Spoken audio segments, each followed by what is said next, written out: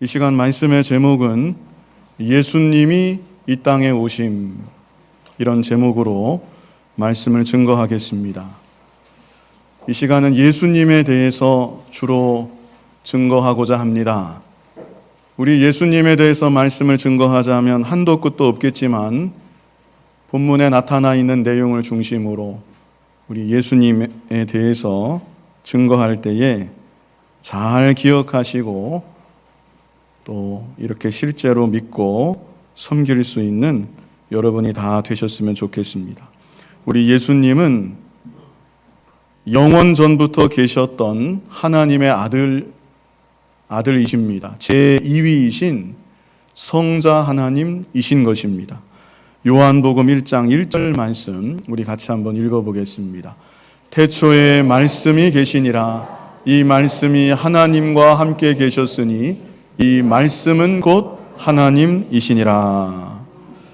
여기서 태초에 이렇게 시작하는데요, 여기 요한복음 1장 1절의 태초는 창세기 1장 1절의 태초와는 다릅니다.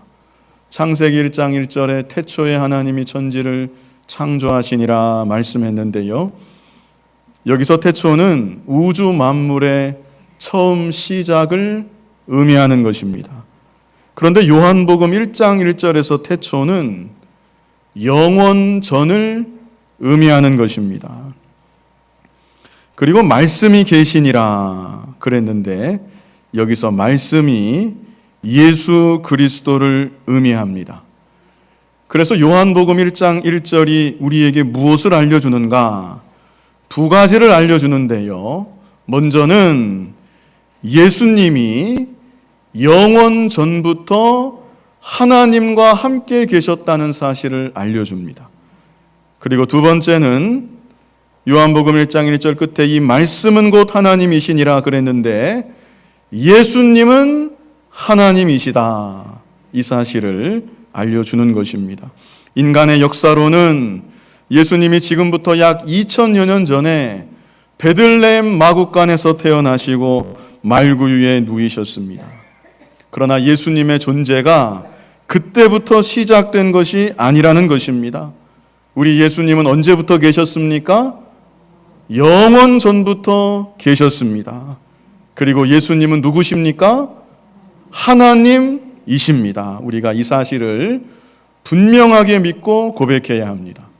요한복음 1장 2절로 3절 말씀 우리 같이 한번 읽어보겠습니다. 그가 태초에 하나님과 함께 계셨고 만물이 그로 말미암아 지은 바 되었으니 지은 것이 하나도 그가 없이는 된 것이 없느니라. 아멘. 자, 이 말씀은 무엇을 말해줍니까? 예수 그리스도께서 창조주 하나님이시라는 사실을 말씀하고 있습니다. 그래서 우리 예수님은 영원 전부터 계셨던 성자 하나님으로 온 우주 만물을 창조하신 창조주 하나님이신 것입니다. 그런데 이런 예수님께서 사람의 몸으로 낮고 천한 모습으로 이 땅에 찾아와 주신 것, 그것이 바로 성탄인 것입니다. 구약 성경에 많은 말씀들이 기록되어 있지만 구약 성경의 중요한 핵심, 예언들의 중요한 핵심이 무엇인가? 그것은 장차 예수님께서 이 땅에 오신다는 것입니다. 그리고 그 예언의 말씀들이 마침내 성취되는 장면이 오늘 본문에 기록되어 있는 것입니다. 우리 본문 26절로 28절 말씀 뜻을 생각하면서 같이 읽어보겠습니다. 여섯째 달에 천사 가브리엘이 하나님의 보내심을 받아 갈릴리 나사렛이란 동네에 가서 다윗의 자손 요셉이라는 사람과 약혼한 처녀에게 이르니 그 처녀의 이름은 마리아라. 그에게 들어가 이르되 은혜를 받은 자여 평안할지어다. 주께서 너와 함께 하시도다 하니. 26절 제일 앞에 보면요, 여섯째 달에 그랬죠. 여기서 여섯째 달은 엘리사벳이 세례 요한을 잉태한 지 여섯째 달이라는 말입니다. 그때의 천사 가브리엘이 마리아에게 찾아갔습니다. 그리고 마리아에게 말하기를 28절에 은혜를 받은 자여 평안할지어다 주께서 너와 함께 하시도다. 마리아가 깜짝 놀랐을 것입니다. 아마 난생 처음 천사를 만나보게 되었을 것입니다. 그런데 또 놀란 것은 천사의 인사말입니다. 천사가 뭐라고 인사했습니까? 은혜를 받은 자여 평안할지어다. 성경에 은혜라는 단어가 많이 나옵니다. 그런데 우리말로는 잘 구별이 되지 않는데 여기서 사용된 단어는 카리토우라는 단어입니다. 카리토우는 신약 성경 전체에서 2번밖에 나오지 않는 아주 희귀한 단어입니다. 그러면 여기 말고 또 어디에 있는가? 에베소서 1장 6절입니다. 에베소서 1장 6절 같이 한번 읽어보겠습니다. 이는 그가 사랑하시는 자 안에서 우리에게 거저주시는 바 그의 은혜의 영광을 찬송하게 하려는 것이라. 아멘. 예. 자, 이 말씀은 성부 하나님께서 창세전에 저와 여러분을 선택해 주셨다는 것을 말씀하는 구절입니다. 창세전에 성부 하나님께서 저와 여러분을 하나님의 자녀로 선택해 주셨는데 그것을 가리켜서 은혜라고 말씀하고 있는 것입니다. 다시 말하면 어떤 자격이나 조건을 보신 것이 아닙니다. 성부 하나님께서 저와 여러분을 창세전에 선택해 주실 때 하나님의 절대 주권적인 은혜로 우리를 선택하여 주시고 하나님의 자녀로 삼아 주셨던 것입니다. 그러므로 오늘 본문이 우리에게 알려주는 것은 마리아가 예수님을 잉태하게 되는데 마리아가 예수님을 잉태한 것이 마리아의 공로가 될 수 없다는 것입니다. 마리아에게 그럴 만한 자격이 갖추어졌기 때문에 마리아가 예수님을 잉태한 것이 아니라는 겁니다.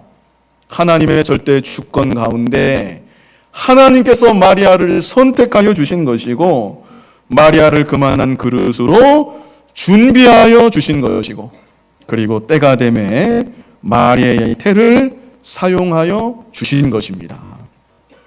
그런데 마리아의 입장에서는 전혀 몰랐던 일입니다. 꿈에도 상상조차 하지 못했던 일입니다. 어느 날 갑자기 천사가 나타나더니 은혜를 받은 자여 평안할지어다 주께서 너와 함께 하시도다. 얼마나 깜짝 놀랄 일입니까? 게다가 이 인사말이 너무나 특별합니다. 그래서 마리아가 29절에 말합니다. 마리아가 뭐라고 말합니까? 우리 29절 같이 읽어보겠습니다. 처녀가 그 말을 듣고 놀라 이런 인사가 어찌함인가 생각하매 마리아가 너무나 놀라서 도대체 이게 무슨 일이냐? 도대체 이 인사가 무슨 뜻일까? 왜 갑자기 나에게 나타나서 이런 인사를 하는 것일까? 이렇게 생각을 했다는 것입니다. 그때 천사가 답변을 합니다. 30절 같이 읽어보겠습니다. 천사가 이르되 마리아여 무서워하지 말라 네가 하나님께 은혜를 입었느니라. 하나님께서 마리아에게 특별한 은혜를 베풀어 주셨다는 것입니다. 그러므로 무서워하지 말아라. 마리아의 놀라고 두려운 마음을 다독여 주었습니다. 그리고 바로 이어서 계속 말합니다. 31절 같이 한번 읽어보겠습니다. 보라 네가 잉태하여 아들을 낳으리니 그 이름을 예수라 하라. 자, 여기까지 천사가 마리아에게 찾아와서 마리아가 하나님의 은혜를 받았다는 사실, 그리고 마리아가 아들을 하나 잉태하게 될 것인데 그 이름을 예수라고 지라는 말씀, 이 말씀을 전해 주었다는 내용입니다. 자, 이 부분에서 우리가 특별히 생각할 것은 예수님께서 어떠한 경로로 이 세상에 오셨는가 하는 점입니다. 자, 주보를 같이 참조하면서 말씀을 들으시기 바랍니다. 먼저 예수님은 공정녀 마리아를 통해서 이 땅에 오셨습니다. 특별히 27절로 29절에 처녀라는 말이 3번이나 나옵니다. 27절을 한번 보십시오. 다윗의 자손 요셉이라 하는 사람과 약혼한 처녀에게 이르니 그 처녀의 이름은 마리아라. 마리아의 이름을 소개할 때에 마리아가 처녀라는 사실을 강조하고 있습니다. 29절에도 처녀가 그 말을 듣고 놀라. 이미 마리아에 대한 소개를 했기 때문에 마리아가 그 말을 듣고 놀라 그래야 자연스러울 텐데 마리아가 아니라 처녀가 그 말을 듣고 놀라. 처녀라는 사실을 다시 한번 강조하고 있는 것입니다. 그러므로 우리 예수님께서는 사도신경에서 고백하는 것처럼 동정녀 마리아를 통해서 이 땅에 오신 것입니다. 그렇다면 동정녀의 몸에서 오신 것이 어떠한 의미가 있는 것인가? 첫 번째는 예수님의 동정녀 탄생은 예수님의 무엇을 증거합니까? 신성을 증거합니다. 예수님의 신성을 증거한다는 사실. 예수님이 하나님이시라는 사실. 서론에서 제가 말씀드린 대로 태초부터 계셨던 성자 하나님, 창조주 하나님이시라는 사실을 증거하는 것입니다. 만약에 남자와 여자의 관계로 이 땅에 오셨다면 그분은 사람의 아들일 뿐입니다. 요셉과 마리아를 통해서 태어났다면 그분은 요셉의 아들이지 하나님의 아들일 수가 없는 것입니다. 그러나 예수님은 사람의 몸으로 이 땅에 찾아오실 때에 마리아의 태만을 사용해서 오신 것입니다. 그러므로 그분은 요셉의 아들이 아니라 하나님의 아들, 성자 하나님이신 것입니다. 이 사실은 마태복음 1장의 족보에서도 확인이 되어집니다. 마태복음 1장의 족보는 여러분 잘 아시는 대로 아브라함은 이삭을 낳고 이삭은 야곱을 낳고 누가 누구를 낳고 누가 누구를 낳고 그게 바로 마태복음 1장의 족보입니다. 15절 말씀 우리 같이 한번 보면요. 같이 한번 읽어보겠습니다. 엘리훗은 엘르아살을 낳고 엘르아살은 맏단을 낳고 맏단은 야곱을 낳고 이제까지 쭉 족보의 내용이 그러했지만 여기서도 다 남자들 이름입니다. 엘리훗도 남자고 엘르아살도 남자고 맏단도 남자입니다. 남자가 남자를 낳고 남자가 남자를 낳았다. 이것이 마태복음 1장의 족보인 것입니다. 그런데 그러다가 16절 말씀을 같이 한번 읽겠습니다. 야곱은 마리아의 남편 요셉을 낳았으니 마리아에게서 그리스도라 칭하는 예수가 나시니라. 원래 원칙대로라면 야곱은 요셉을 낳고 요셉은 예수를 낳았다. 그래야 되겠는데 갑자기 요셉의 이름은 사라지고 마리아에게서 그리스도라 칭하는 예수가 나시니라. 그래서 우리 예수님은 생육적인 남녀간의 관계가 아니라 동정녀 마리아의 몸에서 성령으로 잉태하신 하나님의 아들이시라는 것, 신성이 있으신 하나님이시라는 것, 그 사실을 확인하여 주는 것입니다. 자, 두 번째로 예수님의 동정녀 탄생은 예수님이 죄 없으신 사람이라는 것을 증거합니다. 방금 전에 말씀드린 것은 예수님의 신성이었죠. 이 두 번째는 예수님의 인성인데 중요한 것은 죄가 없으신 사람임을 증거한다는 것입니다. 우리 예수님은 반드시 사람의 몸으로 이 땅에 오셨어야 합니다. 그 이유가 무엇입니까? 왜 예수님이 사람의 몸으로 이 땅에 오셨어야 합니까? 우리를 위해서 죽어주시기 위해서, 우리의 속죄의 제물이 되어주시기 위해서 반드시 사람으로 오셔야 되는 것입니다. 하나님은 죽을 수가 없습니다. 그러므로 하나님이신 예수님이 사람의 몸을 입고 낮고 천한 모습으로 이 세상에 오셔서 우리의 모든 죄를 대신 지시고 십자가에 달려서 속죄의 제물로 죽어주셨던 것입니다. 구약의 생축들이 제사 때마다 죽어져서 제물이 되었습니다. 마찬가지로 우리 예수님이 자신의 몸을 속죄의 제물로 드리시는 것입니다.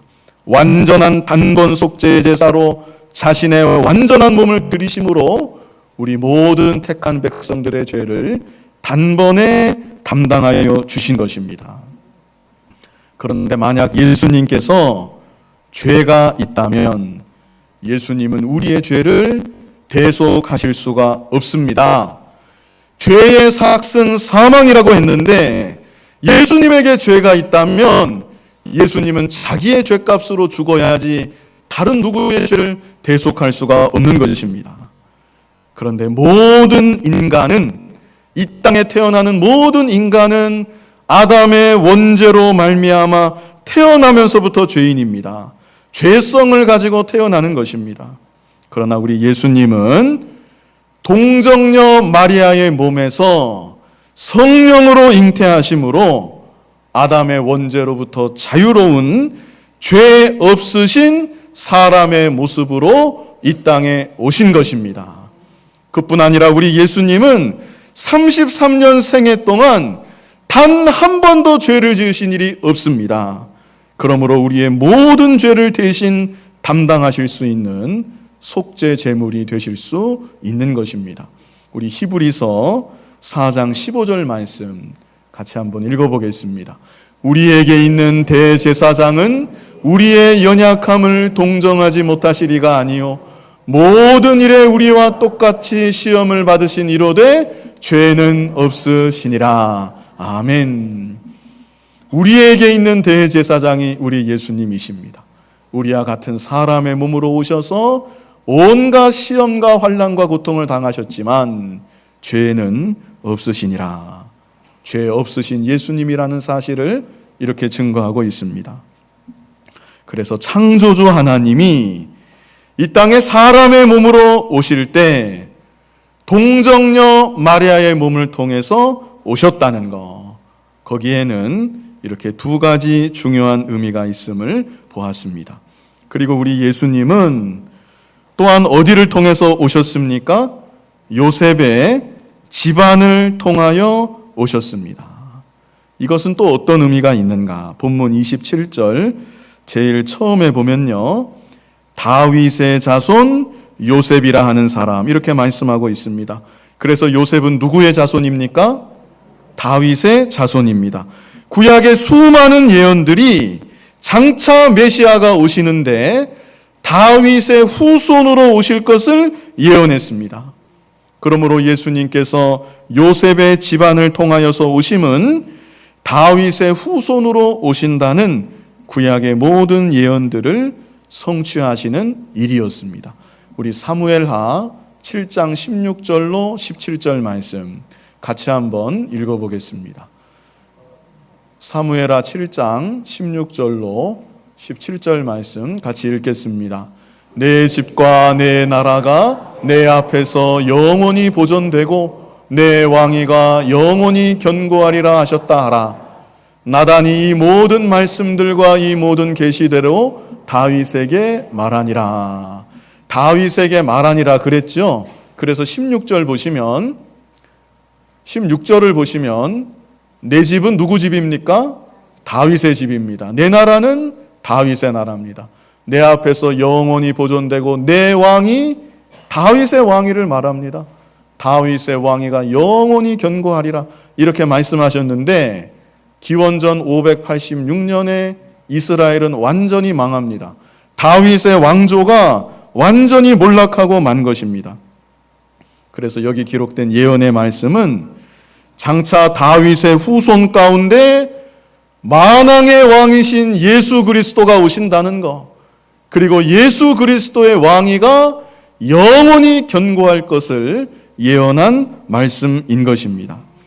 이사야 11장 1절 말씀입니다. 주보에 1장 11절로 되어 있죠. 11장 1절입니다. 이사야 11장 1절 우리 같이 한번 읽어보겠습니다. 이새의 줄기에서 한 싹이 나며 그 뿌리에서 한 가지가 나서 결실할 것이요. 이새가 누군지 아시나요? 이새가 누굽니까? 이새는 다윗의 아버지입니다. 그래서 이 말씀 역시 다윗의 자손 가운데 메시아가 오실 것을 예언한 말씀입니다. 이 외에도 무수히 많은 예언들이 다윗의 후손 가운데 메시아가 오실 것을 말씀하고 있습니다. 그래서 우리 예수님은 이 모든 예언들을 성취하시기 위해서 그 당시 많은 집안이 있었지만 요셉의 집안을 통하여 이 땅에 오신 것입니다. 이제 본문으로 돌아가서요, 가브리엘 천사가 마리아에게 계속해서 말을 합니다. 네가 아들을 잉태하고 아들을 낳을 것인데 그 이름을 예수라 하라. 31절에 그렇게 말씀했습니다. 그리고 32절로 33절 우리 같이 한번 읽어보겠습니다. 그가 큰 자가 되고 지극히 높으신 이의 아들이라 일컬어질 것이요 주 하나님께서 그 조상 다윗의 왕위를 그에게 주시리니 영원히 야곱의 집을 왕으로 다스리실 것이며 그 나라가 무궁하리라. 아멘. 이제 더욱 명확하게 마리아가 잉태할 아들이 어떠한 아들인지 말씀해주고 있는 것입니다. 그가 큰 자가 된다. 지극히 높으신 이의 아들이라 일컬음을 받을 것이다. 그리고 성부 하나님께서 다윗의 왕위를 그에게 주사 영원한 왕으로 다스리게 하시고 그 나라가 무궁할 것이다. 세 가지입니다. 예수님이 어떤 분이신가? 우리 이렇게 믿고 고백하는 마음으로 예수님이 어떤 분이십니까? 첫 번째 어떤 분이십니까? 예수님은 큰 자이십니다. 다 같이 큰 자. 예, 큰 자라는 말은 가장 높으신 분 이런 뜻입니다. 다 같이요. 가장 높으신 분. 예, 우리 예수님은 가장 높으신 분이십니다. 예수님보다 더 높은 분, 예수님보다 더 위대한 분은 이 세상 천지에 우주 만물에 존재하지 않는 것입니다.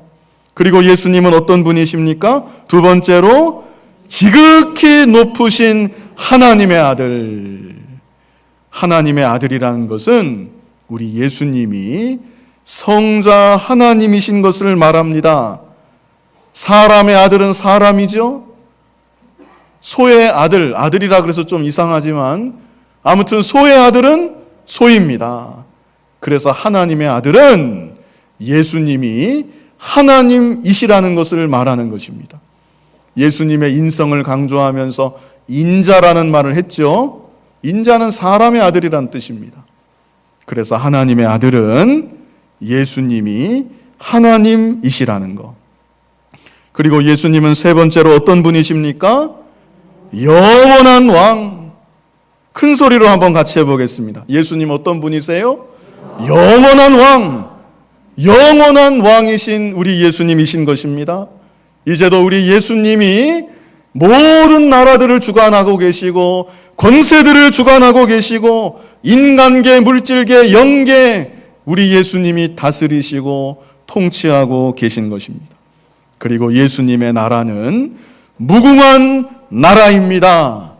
그런데 이런 예수님을 마리아가 잉태하게 되었다는 것입니다. 이런 예수님이 마리아의 태를 빌려서 사람의 몸으로 이 땅에 오시게 되었다는 것입니다. 정말로 엄청난 소식이 아닐 수 없습니다. 처녀가 아이를 잉태한다는 것도 놀라운 소식인데 그 아이는 보통 아이가 아니라 구약의 선지자들이 누누이 예언했던 메시아로 가장 높으신 분이시고 지극히 높으신 하나님의 아들이시고 영원한 왕이신 분이 사람의 몸으로 마리아의 태에 잉태하게 되었다는 것입니다. 이때 마리아가 입을 벌려서 가브리엘 천사에게 말합니다. 34절 같이 한번 읽어보겠습니다. 마리아가 천사에게 말하되 나는 남자를 알지 못하니 어찌 일이 있으리까? 마리아의 심정이 좀 전해지시나요? 마리아가 이 엄청난 소식을 들을 때 깜짝 놀라서 이렇게 말한 것입니다. 그래서 마리아의 이 물음은 마리아의 의심이나 불신이 아니라는 거. 마리아는 지극히 겸손한 태도로 저에게 어찌 이런 일이 일어날 수 있겠습니까? 나는 남자를 알지 못하니 그랬는데, 알지 못한다는 것은 관계한 일이 없다는 것입니다.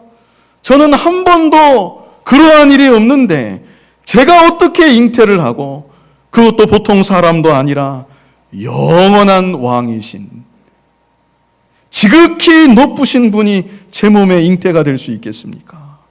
이 엄청난 사실 앞에서 천사에게 겸손히 물어본 것입니다. 마리아의 이러한 태도는 비교하기 위해서 제가 주보에 또 써봤는데요, 바로 앞에 있었던 사가랴의 모습과 대조가 됩니다. 사가랴는 제사장이었는데요, 그 가정에도 아이가 없었습니다. 그런데 가브리엘 천사가 나타나서 네 아내 엘리사벳이 아이를 잉태했다, 이 소식을 전해 주었습니다. 자, 그 말씀이 누가복음 1장 13절부터 있는데요, 누가복음 1장 13절을 같이 한번 읽어보겠습니다. 천사가 그에게 이르되 사가랴여 무서워하지 말라. 너의 간구함이 들린지라. 내 아내 엘리사벳이 내게 아들을 낳아 주리니 그 이름을 요한이라 하라. 그래서 이 요한이 세례 요한입니다.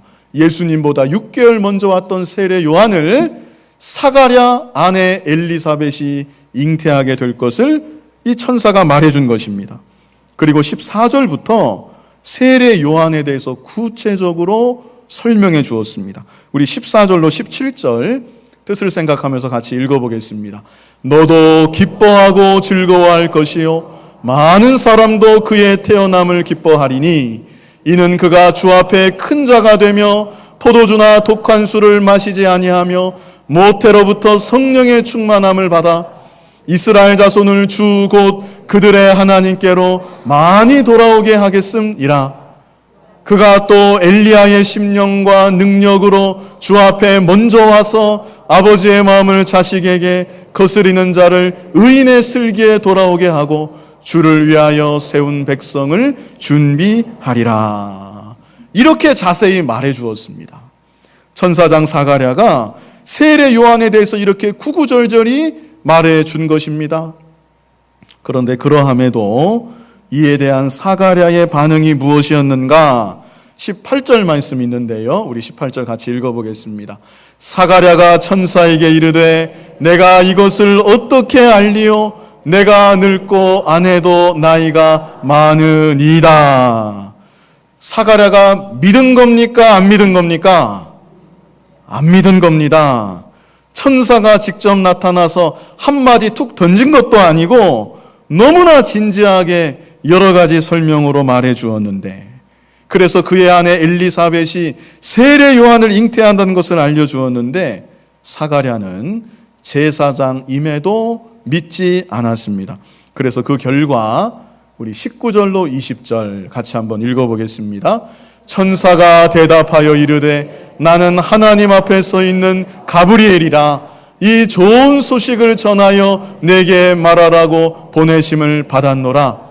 보라, 이 일이 되는 날까지 내가 말 못하는 자가 되어 능히 말을 못하리니 이는 내가 내 말을 믿지 아니함이거니와 때가 이르면 내 말이 이루어지리라 하더라. 자, 사가랴가 그때로부터 세례 요한이 출생할 때까지 말 못하는 사람이 되었습니다. 입을 벌려도 아무런 소리가 나지 않는 것입니다. 하나님의 말씀을 전해줘도 믿지 않으니까 이런 이적을 통하여서라도 하나님의 말씀을 깨닫게 하고 믿어지도록 역사하신 것입니다. 그러나 이것과 비할 때에 마리아는 어땠습니까? 마리아는 나이도 훨씬 어리고 한낱 평범한 여인이었지만 천사가 전해주는 엄청난 소식을 의심하지 아니하고 그대로 받아들였던 것입니다. 오늘날 저와 여러분에게는 천사가 전해주는 말보다도 더욱 확실하고 분명한 기록된 하나님의 말씀이 우리에게 있습니다. 기록된 하나님의 말씀을 의심 없이 받아들이고 말씀 그대로를 믿을 수 있는 저와 여러분이 되기를 바랍니다.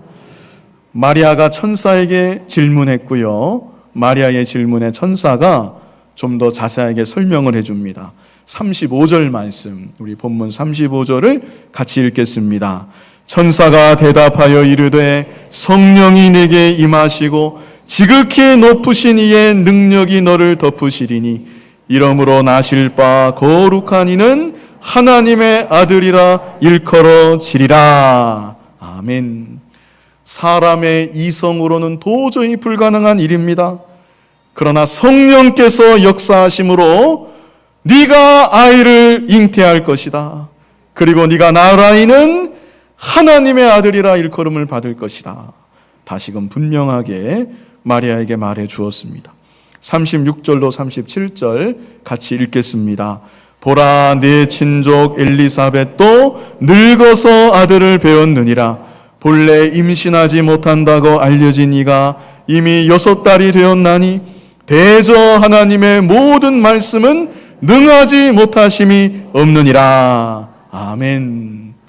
자, 이제 이에 대한 마리아의 마지막 답변과 이 믿음의 고백이 나와 있습니다. 우리 38절 말씀 다 같이 읽어보겠습니다.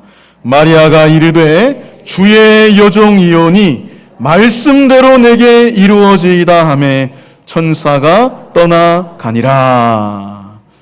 참, 이것은 엄청난 믿음이고 엄청난 고백입니다. 마리아가 뭐라고 답변하며 고백합니까? 주의 여종이오니 말씀대로 내게 이루어지이다. 이 자리에는 남자분들도 계시니까 주의 종이오니 말씀대로 내게 이루어지이다. 우리 이렇게 한번 다 같이 한번 해보겠습니다. 시작. 주의 종이오니 말씀대로 내게 이루어지이다. 마리아의 이 고백은 엄청난 고백이고 또 이렇게 고백할 수 있는 것은 엄청난 믿음입니다.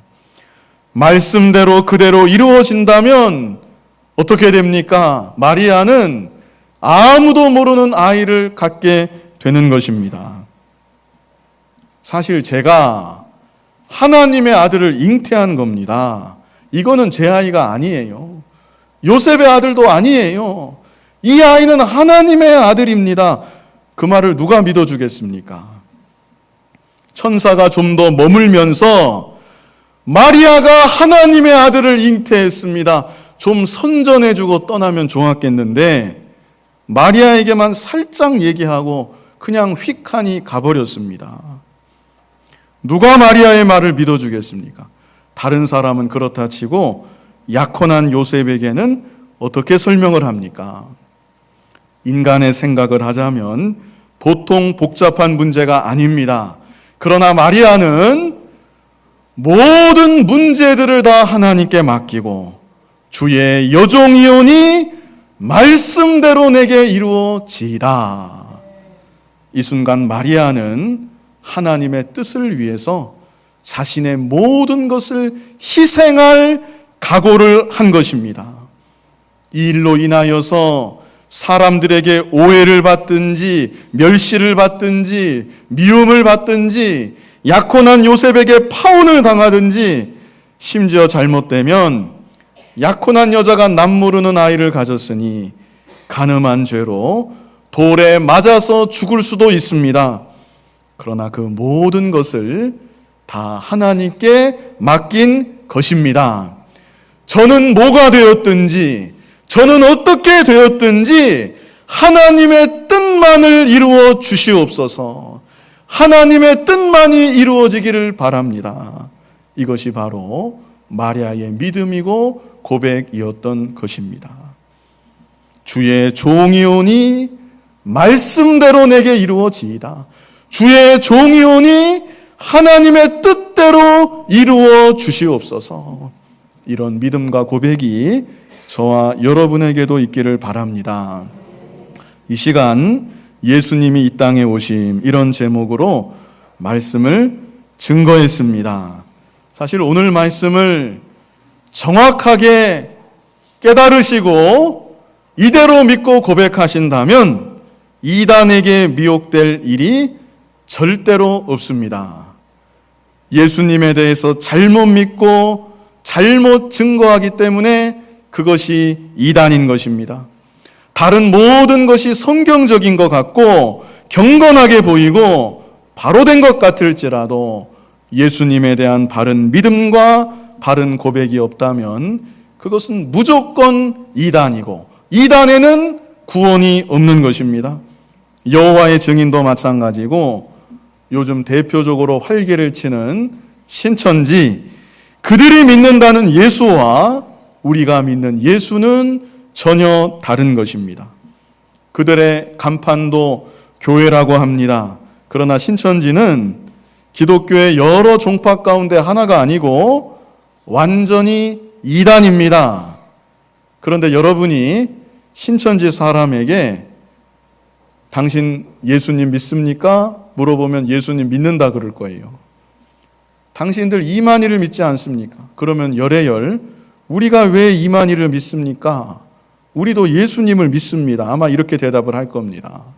그게 다 거짓말이고 그게 다 미혹입니다. 거짓말과 미혹에 빠지지 말고 우리는 예수님을 믿는다고만 하지 말고 예수님에 대해서 바르게 알고 바르게 믿어야 합니다. 예수님이 누구신가? 우리 예수님은 영원 전부터 계셨던 하나님이시고 창조주 하나님이시라는 거, 이 사실을 먼저는 믿어야 합니다. 그리고 그 예수님께서, 성자 하나님께서 사람의 몸으로 이 땅에 오신 것입니다. 우리의 속죄 제물이 되어주시기 위해서 사람의 몸으로 이 땅에까지 낮아지시고 이 땅에 오셨는데 예수님이 누구를 통해서 오셨습니까? 동정녀 마리아의 몸을 통해서 오셨다는 것. 예수님의 동정녀 탄생, 첫 번째는 예수님의 무엇을 증거합니까? 예수님의 신성을 증거하고, 두 번째는 예수님이 죄 없는 사람이신 것을 증거하고, 그리고 예수님은 구약의 모든 예언들을 성취하시기 위해서 요셉의 자손을 통하여 오셨습니다. 나를 위해서 십자가에 못 박혀 죽으시고 사흘 만에 부활하신 예수님은 어떤 분이신가? 예수님이 어떤 분이십니까? 첫 번째는 큰 자, 가장 높으신 분이시고 지극히 높으신 하나님의 아들이시고 영원한 왕이십니다. 이런 분을 잉태한다는 엄청난 사실 앞에 마리아가 천사에게 물어봤습니다. 어떻게 이런 일이 나에게 일어날 수 있겠습니까? 이에 대해서 천사가 설명해 주었고, 이에 대한 마리아의 답변과 고백은 주의 여종 이온이 말씀대로 내게 이루어지이다. 모든 것을 믿고 모든 것을 받아들이고 하나님의 뜻만을 위해 모든 것을 희생할 각오를 한 것입니다. 이와 같은 믿음과 고백이 저와 여러분에게도 있기를 간절히 바랍니다. 태초부터 계셨던 성자 하나님, 창조주 하나님께서 우리의 속죄 제물이 되어주시기 위하여 사람의 몸으로 이 땅에 오신 이 은혜와 사랑을 감사합니다. 우리 위에 이 땅에 오시고 우리 위에 속죄 제물이 되어주시고 부활하시고 승천하시고 이제도 살아계신 만왕의 왕이 되신 우리 주님, 주님을 참으로 믿고 고백할 뿐만 아니라 주님의 뜻만을 위해서 살아갈 수 있는 우리들이 다 되게 하여 주시옵소서. 예수님 이름으로 기도하옵나이다. 아멘.